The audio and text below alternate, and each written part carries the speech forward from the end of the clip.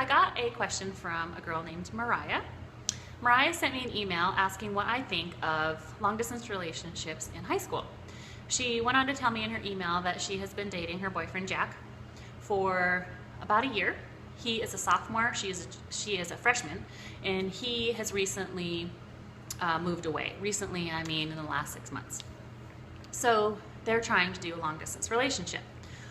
Well, what happened is that she found out that her boyfriend has been FaceTiming and talking with one of her friends, and I use that term loosely, more than he's been talking and FaceTiming her. And she did not find out from her boyfriend or her friend. She found out third party, which of course always, it doesn't settle very well with a person when you find out third party. So she's wondering if long distance relationships usually work and what my thoughts on that are. So I'm going to tell you what I've seen most of the time, and then I'm going to tell you what I've seen with just 2 clients and how they made it work. It ended up good in the end. So I'm going to give you 2 scenarios. As I said, the first one is the very most common. Most of the time what I see, again, I don't know it all, I'm just telling you what I see from my chair, okay? Most of the time what I see is that one person moves away and they try to make it work, and insecurity begins to grow, and they're worried. Like, you know, what is he spending his time doing? Who is he spending his time with, or she? You know, I've had guy clients confide this stuff in me too. I had one that was just like wrecked over it. He just worried about where his girlfriend was and who she was with, and she was super pretty, so he was really worried about how many guys were going to be after her. Most of the time, what happens is somebody gets mad, and instead of just talking about it and just saying, hey, you know, the story I'm making up in my head is ... They usually get mad and then give somebody the cold shoulder, or they yell and get in a fight, don't talk for a couple days. Sometimes they just break up altogether. One of the reasons that, well, I'm going to give you several reasons that I don't think dating in high school is such a swell idea. One, you have your whole life ahead of you. Why do you want to spend it with your mind just worrying about this relationship that you can't control anyway? You have so many activities and events and fun things that you can do in high school without having to worry about this. So there's one.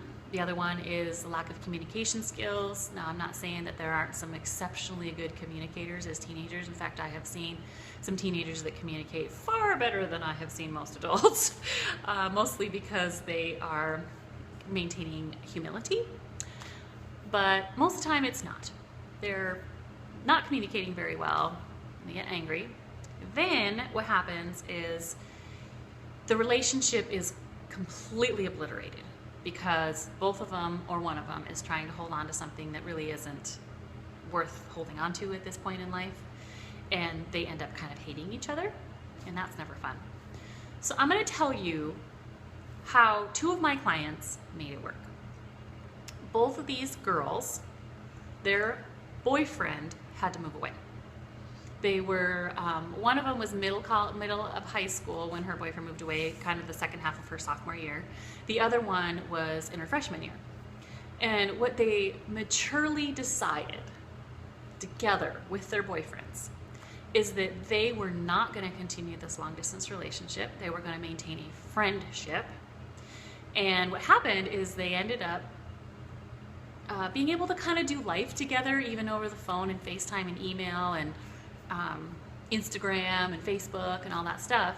And when somebody would date another person, they would share those situations instead of hiding it, which is what most people do when you're dating somebody, is that you hide that, of course, because you're doing something really wrong. But in this situation, they were able to just be friends with each other. It's a huge deal. You get to build memories even if it's over the phone, which is another point of not dating in high school, because you're making all these memories with your friends and your family, and you don't have those memories with this guy. You don't get to go wash the car together, go have ice cream, have dinner, go for a walk. You don't get to do all that stuff. So your bonds with other people that you can physically be with are generally a little stronger. So what they did was they got through high school. That one, this is a really cool story, is they were able to go to college at the same college. And they resumed their dating relationship shortly after they started college.